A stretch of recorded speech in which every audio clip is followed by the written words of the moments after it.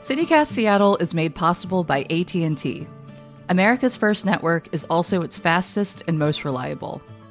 Based on RootMetrics' United States Root Score Report, 1H 2025. Tested with best commercially available smartphones on 3 national mobile networks across all available network types. Your experiences may vary. RootMetrics rankings are not an endorsement of AT&T. When you compare, there's no comparison.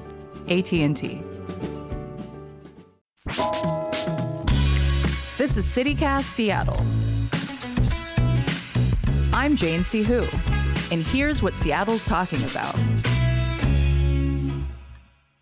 Today on CityCast Seattle, the state of the local music scene, Seattle's status as the #1 millennial city, and our favorite 2025 bands. So many great bands have called the Seattle area home over the years. Some stopped touring before we were old enough to catch a show. Others, perhaps, we just haven't gotten to see yet. So I want to know, which Seattle band would you most want to see live? Let's start with you, Martin Douglas, music journalist and historian and former KEXP staff reporter. Welcome to the show. Hello, hello. What band would you want to see? I would say KEXP. I believe they were based in Tumwater, the city neighboring Olympia. Mm-hmm. Such a great punk band. Their 1995 album Suplex is a fairly recent obsession of mine. It would be such a privilege to see KEXP live and to feel that energy. Is there any chance they get back together? You know, they have an Instagram, so I would say never say never. All right, KEXP, if you're listening, get back together. Play the show for Martin, please. All right, Sam J Leeds is also here, our creative producer. Welcome, Sam. What band would you want to see live? I feel like I would love to see Diggable Planets like in their heyday. Like, I just feel like I didn't get to experience that when I didn't live here in Seattle then. So that would be, I think that would be my pick. So one of the big stories of the year here in Seattle was that Madame Lou's and the Hereafter, 2 small venues, are closing. Our contributor Chase Hutchinson broke that news right here at CityCast Seattle. And it seems like a lot of smaller venues say they're having a hard time right now. And it's just been tough, it seems like, since COVID hit. So Martin, you've been in the scene for years. I'm curious what you are seeing. I've got to pour one out for Madame Lou's, first of all, because it was one of my favorite venues in town. I've seen not just a bunch of great local acts there. I've seen really great national touring acts that don't have necessarily the mainstream cachet to play the Crocodile Proper or Numos or whatever. I have been seeing a lot of mid-sized venues starting to close and spaces specifically for local artists shuttering or downsizing or doing what they can to make more money, which, you know, in our community, that means more dance nights, more Taylor Swift, you know, and not to diss dance nights like Dance Yourself Clean or whatever. They are very popular, long running nights. A lot of them are. But I am the type of person that likes to go out and see live bands, see local bands, see bands in my community. One of the things I love about being a local music journalist is watching the progression of musical acts, watching them get better, watching them get ready for prime time. And we are running out of spaces for those local bands and artists to do that. Sam, are you, as a, patron / fan, seeing similar things? I mean, I will say, I feel like I got out of practice of going to shows like post-pandemic. And so I really had to sort of stretch to remind myself that A, like I like going and seeing live music. B, there is like Martin, like you're talking about, that feeling of investment in a band where you feel like you're rooting for a home team kind of, Right. Like you're like, I get to go and see them multiple times. I think that there's also like a learning that happens if you start by going to smaller venues as a fan of what the culture is around how we listen to music collectively. And I think that because a lot of people are really just spending money to go to these big stadium shows, there's such a different culture of what it means to be like an audience member there. You can like be screaming and talking and filming in a way that you really shouldn't be in smaller venues. And I feel like that's been coming up a lot as a conversation too recently around etiquette. I feel like I've heard a lot more people complaining about how people don't know how to be at shows anymore. Like, I mean, is that something you've noticed, Martin? Oh, yeah, absolutely. I think that there is a social etiquette that got lost during the pandemic, during lockdown specifically, when we were not going anywhere. I see a lot of people not moving and being static, which, you know, is particular to the region of Seattle in general. Okay, just dance, y'all. Like, you're going to a show. Don't be afraid to have fun. I've noticed this too, where often I'm like, so I'm the only one that's going to dance, huh? I mean, I've heard actually, and this is all just hearsay, I don't know, you might have some more insight into this, Martin, that tours are skipping Seattle. I mean, that could be, I think, in part due to our geography. I could see how it might be difficult to schedule that into a nationwide tour. But I mean, it sounds like we do have a reputation for not being a particularly engaging crowd. Yeah, and I do think that part of it is that Seattle and Portland, you know, let's just say the whole Northwest is like pretty remote in terms of geography, and it's hard for a lot of artists to get here. But I think that many of the artists feel that it's worth it to come here. I went to see Earl Sweatshirt just the other night, and there was so much joy in the room, and all of the artists, not just Earl, got the crowd to participate. I mean, they had to try really hard, but they ended up getting the crowd to participate and sing along and get a little rowdy. And I think that when artists skip over Seattle, they're missing a very essential part of tour. Like, we have our own flavor. And I think that touring artists that come here, they realize what the flavor is. And a lot of them like it. I've heard Earl say how much he loves Seattle. I've heard Tyler, the creator, say that he was considering moving here and buying a house here. We have a good scene. And okay, speaking of travel, I saw recently that Sub Pop just announced that they're closing their airport store. I mean, in a way that kind of makes sense to me, but I'm curious to hear what you all think of that. Like, does that mean anything? Is that a signal in some way? I don't know. I feel sort of mixed about it. I mean, I feel like the airport is going through a major shift right now in terms of sort of who's there and what kind of real estate is being taken up. And it seems like it's becoming a sort of more expensive real estate footprint to be a part of. But I also feel like there's something so like, oh, I just arrived in Seattle when you see Sub Pop. And like, I always get a sort of sense of joy and some hometown pride out of seeing people in the Sub Pop store, like buying the merch and picking up records. And I don't know. So to me, there's but have you bought the records? Because I always think about going in there. And then I'm like, why would I buy a record if I'm about to fly somewhere else? Yeah. And then when I'm coming home, I'm just like, I want to get home. I'm like, I have to brave the long walk to the light rail. I'm not going to pick up another thing before I walk down that long breezeway. I haven't bought records from Sub Pop just because of what Sam's saying. Yeah. I love going other places and buying records. And it's a little cumbersome to fly out having to be responsible for this record. Yeah. But also, like, I've bought books from the Sub Pop airport store. I've bought little trinkets and souvenirs for other people that I'm going to visit from the Sub Pop store. And I think what Sam's saying is that Sub Pop is an institution in Seattle. If you're just flying into Seattle visiting from another place and you go to the Sub Pop store, it's a quintessential Seattle experience. And not to drag them too much, but I think that Sub Pop has become a merchandise store just as much as they're a record label now. There's the Sub Pop pop-up at KEXP Gathering Space, and it's just as full of t-shirts and bags and flannel and, Yeah.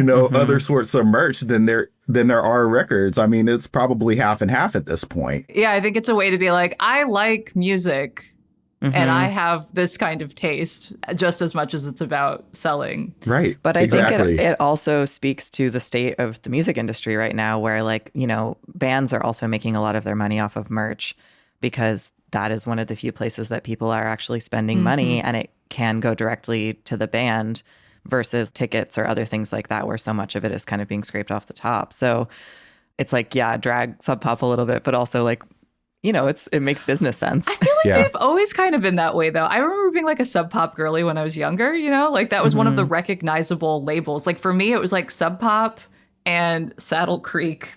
If that tells you what kind of teenager I was. But I mean, I think that's always kind of been a part of their identity is for people to know the label as well as the bands that are on the label. Yeah.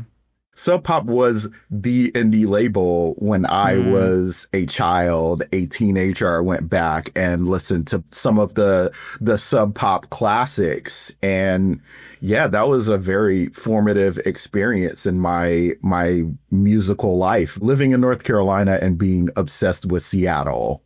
All right, Martin, I think actually we might not be that far off in age, but let's take a quick break. And when we come back, we're going to talk about being millennials. So all right. Sit tight.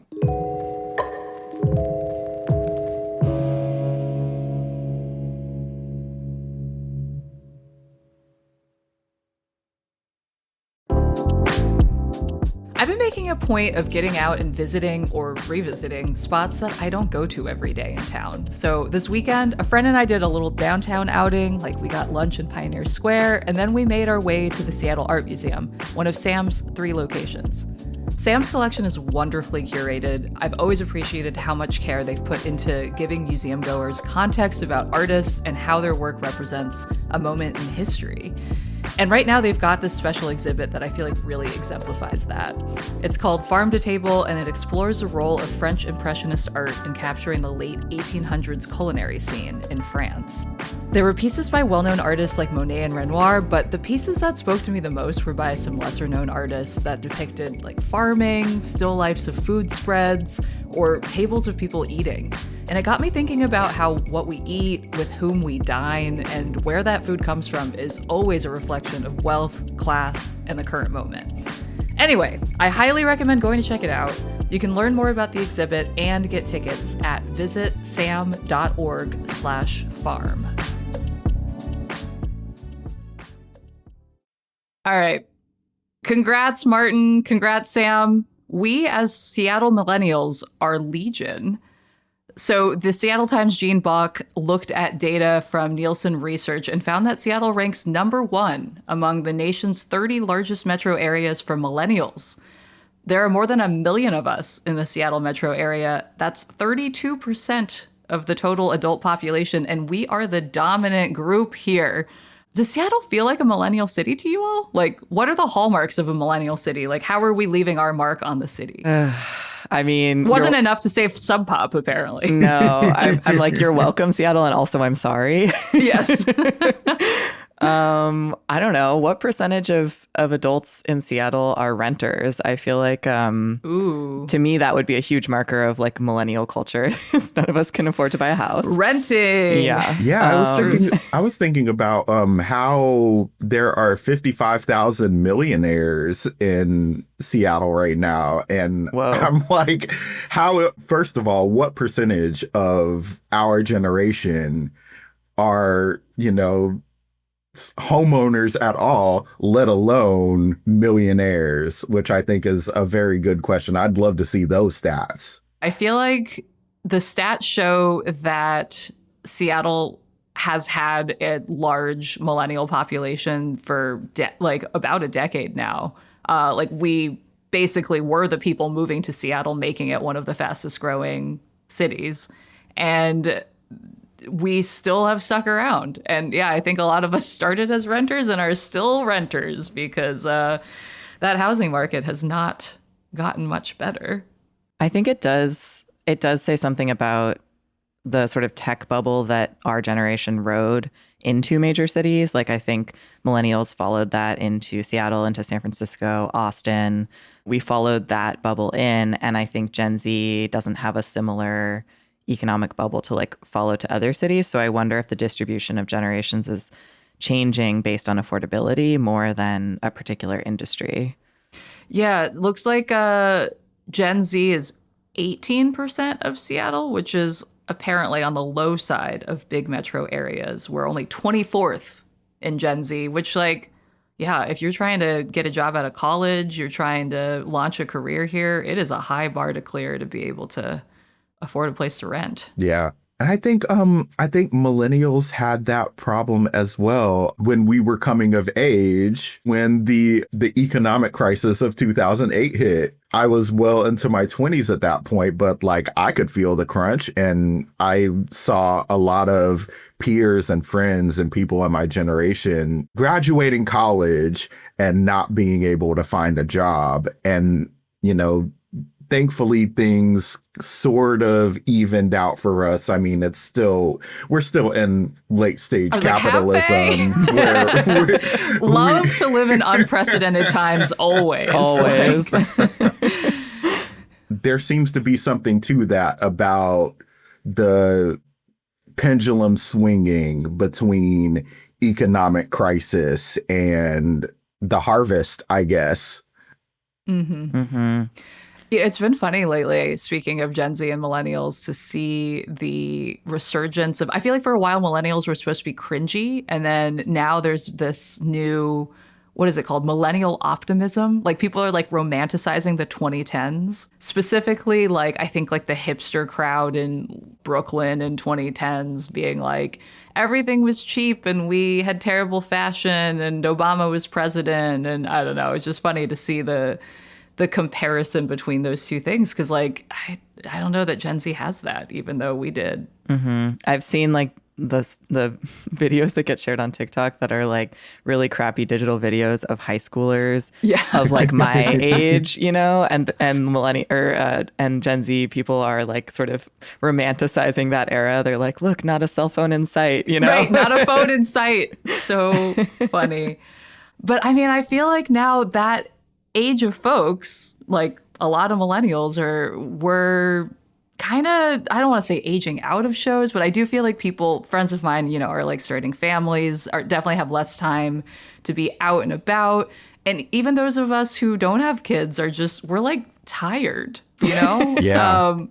And I feel like when we do go out, we are not necessarily drinking. Like I was looking at stats on this, about a decade ago, young adults had already started being less likely to report drinking, but that trend has only accelerated. Like, I think the rate was 59% in 2023 who said that, you know, they were still drinking, and now it's 50%.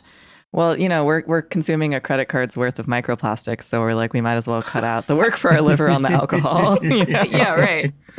I mean, we're drinking less. We're going to seated shows. The passage our of time. Our bodies are betraying us. Right. We got to just lean into it, I think, if we want to keep going out, you know? But I do wonder, okay, so stay with me here. I saw the headline that President Trump signed an executive order on Thursday where he was reclassifying weed as a less dangerous drug. And I do wonder the percentage of people who have traded in their alcohol drinking for weed consumption in some way or another, smoking edibles, tinctures, whatever. And I wonder if this shift around trying to reclassify weed is an attempt to capture a larger percentage of the market that could, you know, under capitalism, benefit from weed not being federally illegal. That is an interesting theory. Yeah, okay, so I'm going to get my soapbox for a minute. I report on psychedelics. I feel like I've spent way too much time learning about drug scheduling. I know a lot of people are really excited about the rescheduling. It seems like from some legal experts I've seen have said that this likely could take months, if not years, because the executive order was not actually rescheduling the drug. It was ordering the attorney general to basically initiate the process of doing that. And I think that requires the DEA to do a bunch of analyses, and we know how quickly the federal government moves. So it could be a while. And even then, it really mostly affects researchers who are trying to use weed, marijuana, cannabis, I believe is the preferred term among researchers in research studies, which also, could be great. Like, I think it is one step closer to maybe having more options for prescription weed. But given that so many states already have just state legal programs, we'll see. Like, it could possibly affect, the weed market. But at this point, we don't really know what that link looks like. I think that it's a very clear measure of the effort to make more money off of cannabis, to make this more of a corporate thing if it does, in fact, become federally legal or decriminalized. And that's something that I'm skeptical of, because when talking about cannabis, I feel like we were the last generation of people who had weed dealers. Oh my God. I have watched many people who I really regarded well as human beings lose their hustle from, Uncle Ike being the primary weed dealer. And Don't get me started. Yeah, it's the youths will never know the pain of having to sit in some random guy's car and make small talk with him about whatever weird shit he was into at that time. Compliment him on his pajama pants. Yep. It was I do feel like, actually, to bring this back around to millennials, I do feel like weed stores around here are especially millennial coded. I will often go into one and it feels very a lot of them are very 2016 millennial, if that makes any sense. Light wood, brushed steel, really sleek. The gastropub look. Yeah, exactly. I can't buy my weed from a place that looks like a gastropub. Like I said, I come from the generation of weed dealers. I come from, going to some random apartment complex and going into some dude's house and smoking a bong. They've got a Grateful Dead tapestry on the wall, and that's the only decoration they have in the whole apartment. Or there are a bunch of cans on the ground. A Bob Marley poster. Yeah. It smells kind of weird in there. Yeah. Dr. Dre's The Chronic poster. Yeah. Oh, classic, yeah. There's a whole culture and it must be respected, All right. Well, let's take a quick break. And when we come back, I want to hear from each of you about your favorite 2025 local bands. All right.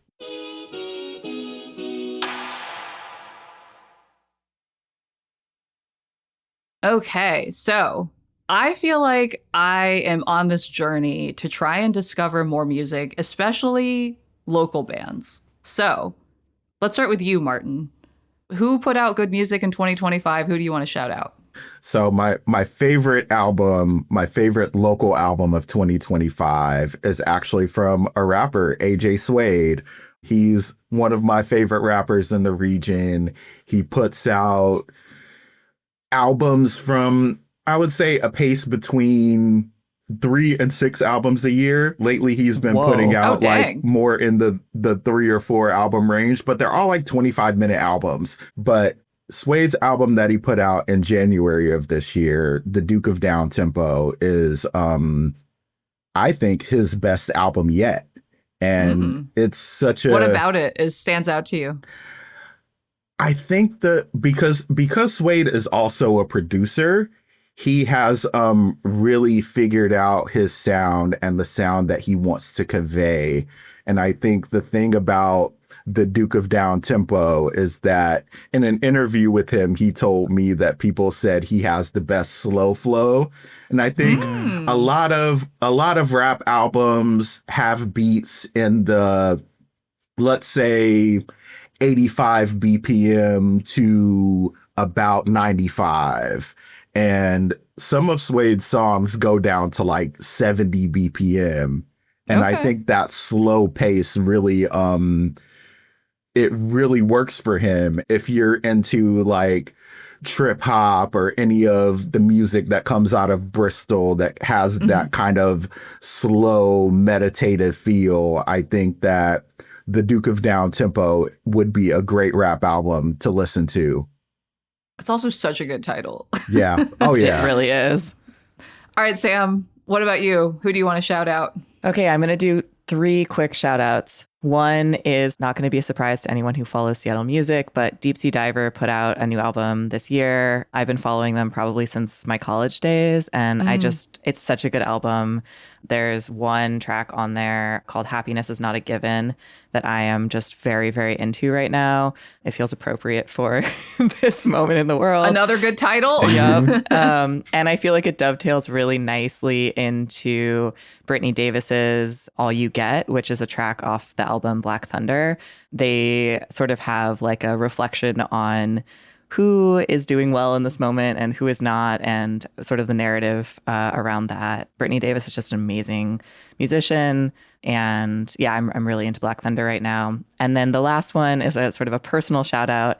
A friend of mine started a band this year called Forest Service, and they just put their first track on Spotify. It's called Ocean. They've been performing live for a little while now in Seattle. I think they're maybe going to have a show coming up at Rabbit Box in January. They also have some live performances on YouTube you can check out. So Forest Service.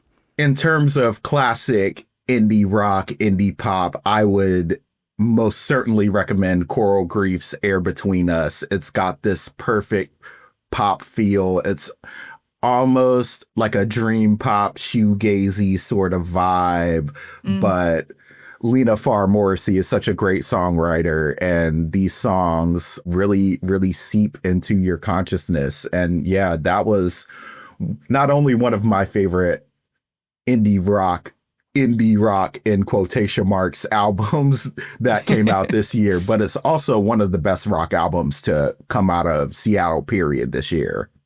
Love that. Sweet. What else you got, Martin? I've got one more. Lori Goldston's Open Space. I love Lori. Yeah. I think that for a long time, Lori had this reputation as like your favorite rock band's favorite cello player, but her solo albums are so great. High and Low from a couple years ago was one of my favorite albums of the year. Open Space is really cool because the liner notes, Lori writes about how she amplified her cello and was just playing along to a television that was sort of playing static. It was like a staticky kind of movie that was playing, and she just, it's basically almost entirely improvised. You know, as I get older, I have gravitated towards improvisational instrumental music outside of Seattle. Bill Orcutt, the guitarist, is one of my favorite musical acts, one of the best guitarists in the world. And I think that Lori's music reminds me a lot of that. I love that. As a former cellist, actually, my cello is like 5 feet over there. I remember as a kid thinking like, well, there's no future for me in like playing cool music. And it just been very fun to see people do really creative things with stringed instruments. Yeah. Like more classically trained musicians who can do something really exciting. Jane, what's on your list? I wanna know what you're listening to. Yeah. Okay. I've brought 3 things. One is Tomo Nakayama just released an album, I think last month, called Ocean. Yes. Really great.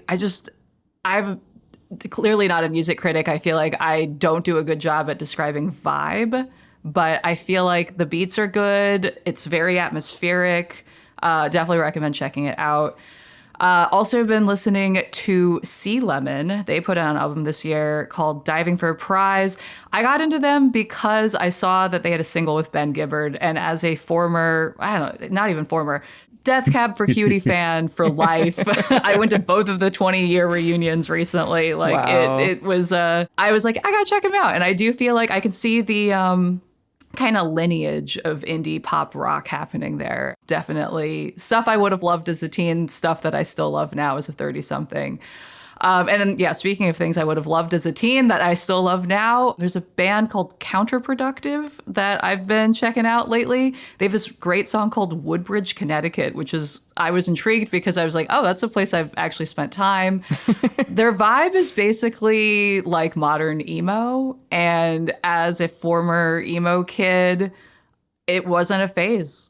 I still love sad emo music made by, I don't actually know what.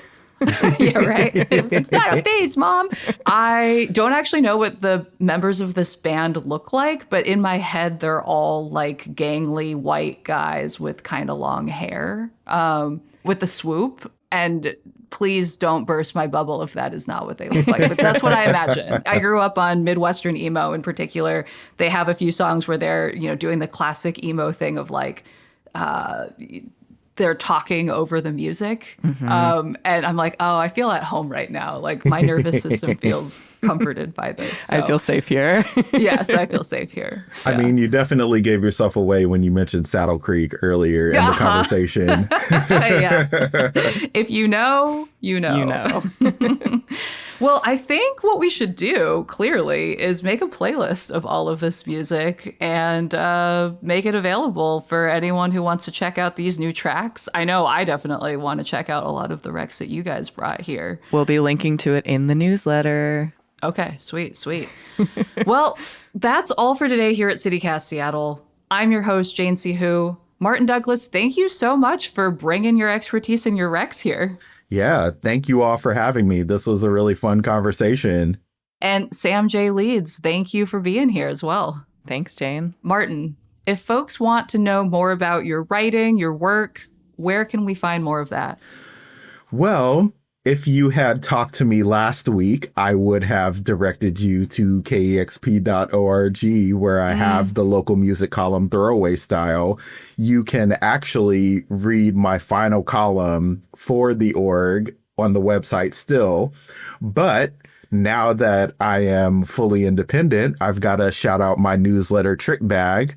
It's on Substack. So if you have the Substack app, you can easily search it. Otherwise, it's trickbag.substack.com. Sweet. I will be subscribing right after this. Highly recommend. Martin is an amazing writer about music. So big fan. Thank you. Sweet. All right, listeners. Like I said, we're going to make a little playlist. You can help us build it out. Maybe send us your favorite songs by Seattle bands by emailing seattle@citycast.fm. You can also text us or leave us a voicemail at 206-880-3931. You can also send us your news tips, your questions, your hot goss, any questions you have about Seattle that you want answered. We'll do our best to answer them for you on air. And if you're enjoying the podcast, follow us on Apple, Spotify, or wherever you listen so you never miss an episode. Or if you could leave us a little review, that would be really helpful. And you can also get more local news and events, and also this playlist that we're going to make, delivered right to your inbox by subscribing to our newsletter. Just go to seattle.citycast.fm. Until tomorrow, see ya, Seattle.